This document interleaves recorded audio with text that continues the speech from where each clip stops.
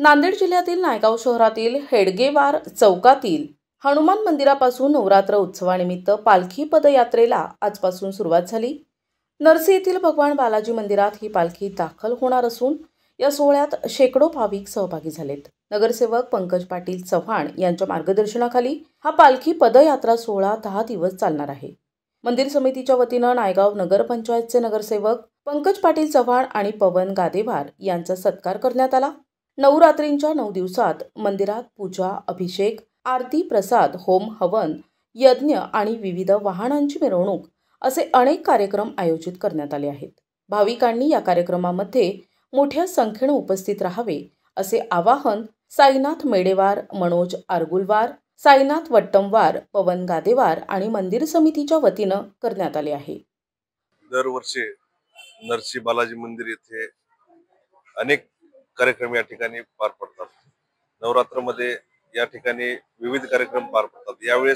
यावर्षी नायगाव नगरीच्या भाविक भक्तांनी आणि नायगाव शहरातील आपल्या सर्व मंडळींनी नवीन उपक्रम या ठिकाणी हाती घेतलेला आहे। जसे की आपला पदयात्रेचा आहे। नायगाव येथून पालखी निघून नरसीला बालाजी मंदिरला या ठिकाणी इथे पालखी येते। तरी मी आपणा सर्व परिसरातील भाविक भक्तांना मी विनंती करतो की आपण जास्तीत जास्त संख्येने या ठिकाणी पदयात्रेमध्ये सहभाग घेऊन भगवान बालाजीचं या ठिकाणी दर्शन प्राप्त करून घ्यावं अशी मी आपणा सर्वांना विनंती करतो। भगवान बालाजी मंदिर नरसी येथील 29वा नवरात्र महोत्सव सुरू होत असून या वर्षी हा नवरात्र उत्सव हा 11 दिवसाचा असेल। या 11 दिवसात भरपूर भरगच्च कार्यक्रम आयोजित केलेले असून रोज सकाळी भगवंताचा अभिषेक, त्यानंतर दुपारी होम हवन इत्यादी कार्यक्रम, कुंकुम अर्चना, तुलसी अर्चना, पुष्प अर्चना, तसेच वसंतोत्सव, कल्याणोत्सव व सर्वात सुंदर असा दीपोत्सव इथे साजरा करण्यात येत असतो। तसेच दररोज सायंकाळी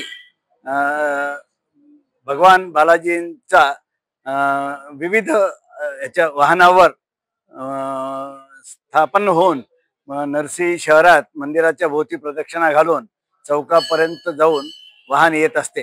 या वाहनाच्या कार्यक्रमास सर्व जनतेने जास्तीत जास्त संख्येने उपस्थित राहावं अशी मी मंदिराच्या वतीने सर्वांना विनंती करतो।